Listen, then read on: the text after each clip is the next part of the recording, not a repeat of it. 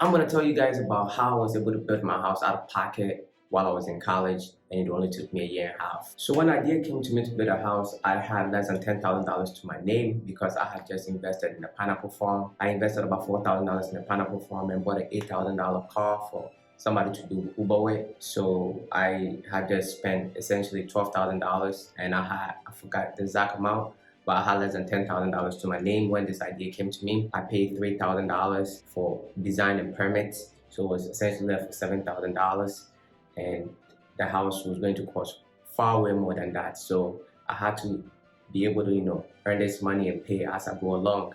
And I was in college when I was doing this. I was in my last year of college, and I finished the house while I was doing my master's. And I'm gonna break everything down to you guys. So during my time in the Navy, I had saved $30,000 cash when I came back from deployment. I went on a 9 months deployment in the Persian Gulf, and when you're stuck on the ship, I was in an aircraft carrier for 9 months. We did have some break, 4 days here and there. I was in Dubai a lot, Bahrain, Spain, and all that stuff, but it was 4 days. I was on a mission, so I saved $30,000 when I was 19. When I came back, during that 9 months, I had $30,000 cash to my name, and that money stayed with me for many, many years. And the reason why I'm bringing this story up is because some of the money that I was using for these businesses was actually coming from the money I saved from the Navy. I bought my first car, which was Infiniti U37X, and the car was going for $42,000. Me being a finance guy, having great credit score, I decided to take the loan instead of paying, out of pocket. I took the loan, and my first payment towards the loan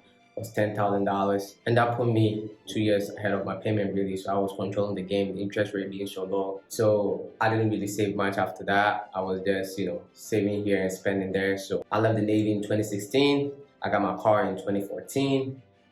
That's why I came back from deployment in 2014. 2 years later, I left the Navy. I still have some other money. I think I have about $17,000 left. So I used some of that money to buy the land, which was $6,000 at the time that I purchased in 2016. And I also used some of that money. I was saving on top of that money and spending on top of that money. But that's where everything started from. That was like my foundation.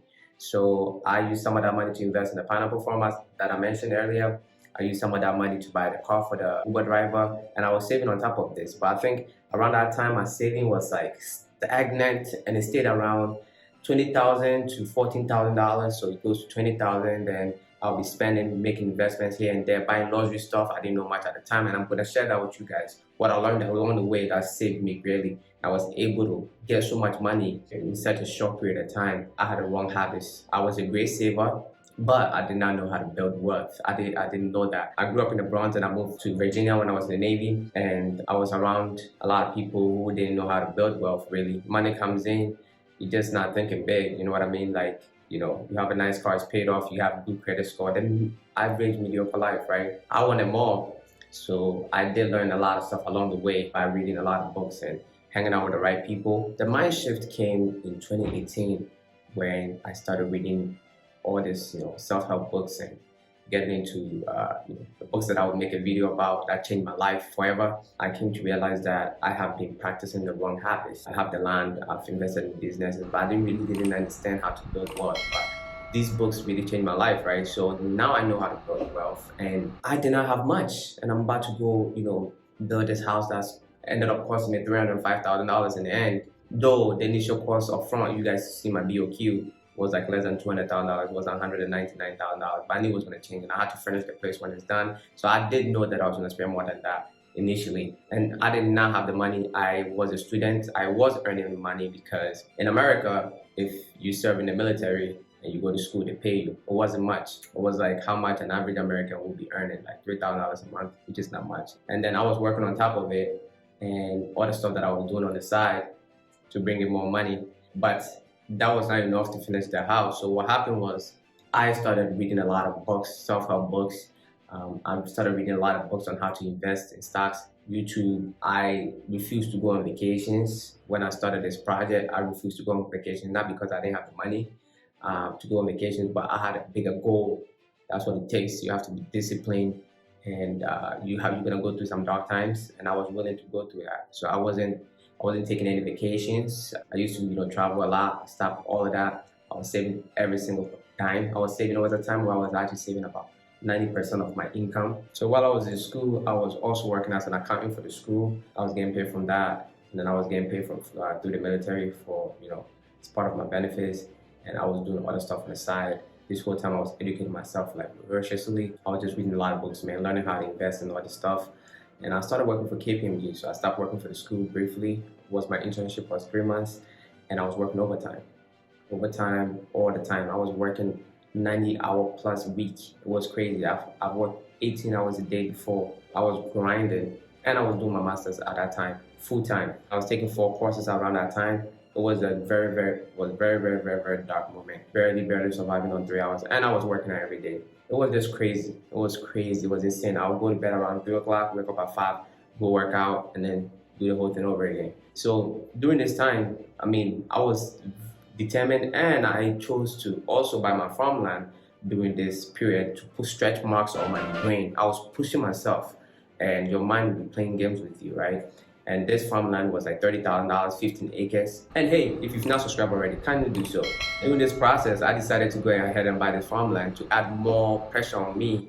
And I started making payments towards the farmland while still building, and I was saving everything. I was saving like 90% of my income. The coronavirus hit, and I went all in on the market. I actually took a break from building. I took 3 months off, and all the money that was coming in, I was using it to invest. And then KPMG, my internship was over. My internship ended in March 2020, and I had to wait all the way to August 2020 in order to start. So between that period, all I had was my school income. I didn't go back to working in the office because of COVID. So I was trading stocks and investing. So all the studying that I was doing all this while, locked myself in the room, I was all in investing, and I sold my car. I had an Infiniti G37X, and I realized that shipping that car to Ghana a year or 2 years from now, I knew I was gonna move. So I wanted to ship that car, but I got some estimate regarding how much do this would cost me. It didn't make sense, so I sold that car for $12,500. I went all in the market. And I found 3 stocks that would change my life forever. I researched LSRX, Lexicon Pharmaceuticals, right? And that was in 2020. The stock was really down, and I did extensive research on the stock, and I was just so convinced that this stock is supposed to go up at least 5 times, right?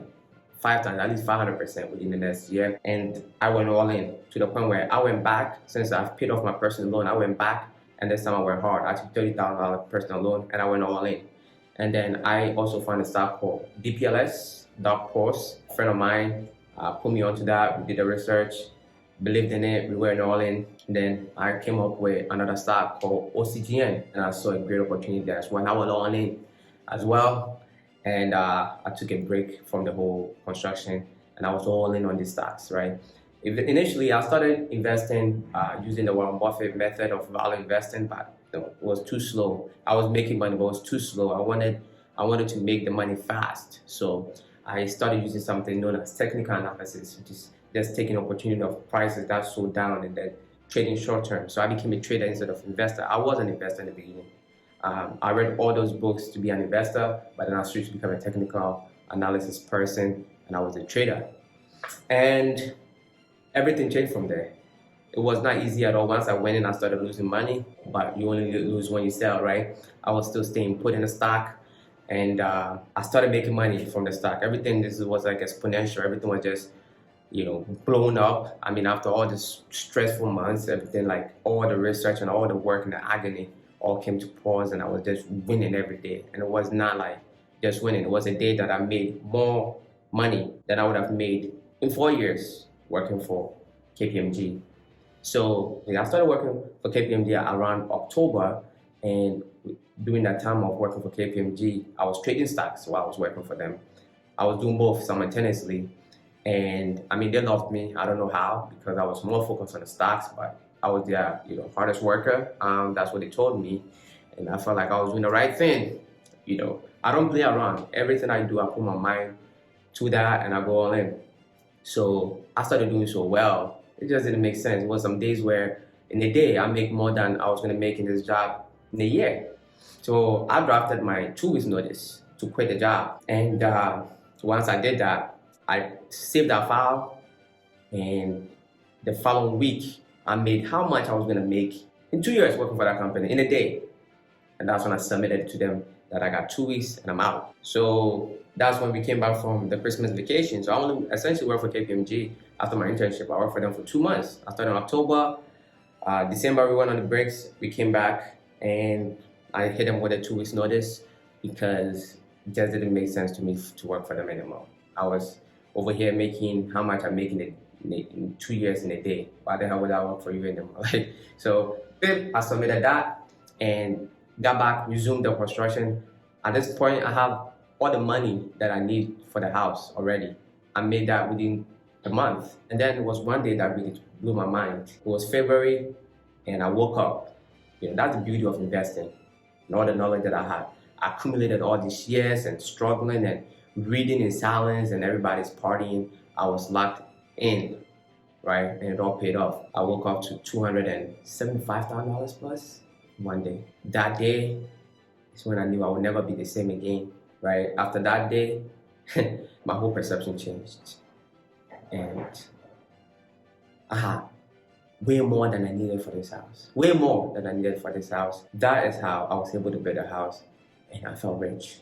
I was a millionaire and I was supposed to actually move to Ghana in 2023. That was a plan based on my savings and working hard and working towards a house. I didn't think I was going to be able to build a house in 2 years. I thought it was going to take me maybe 3 years. Based on my calculations of saving like 80% of my income and going all in, it was like 3 years. And I did the math for a year, 2 years and a half, because my wife was also helping me, here and there. So we did the math and it was gonna take maybe 2 years and all that stuff. But it got to a point where I came back hard and I was telling the architect to finish it as soon as he can. Money was ready and we went all in and we got it done in a year and a half. And then I moved to Ghana in 2021, May. And that's the story, right? Read good books, hang with good people. That's changed my mindset. I used to wear all these designers. Oh, and I forgot to tell you guys, I actually ended up selling a lot of my designer shoes to some guy who came to brag to me about how he always buy designers, right? Crazy. And I laughed in my head like, thank you, you can take my designers, give me this money, and I actually use that money towards my farmland. I like nice stuff. My next video is gonna be how I arrived in Ghana and built out a politician and took a car with a fridge in it. Again, if you've not subscribed already, kindly do so. Until next time, my friends, be legendary. Peace.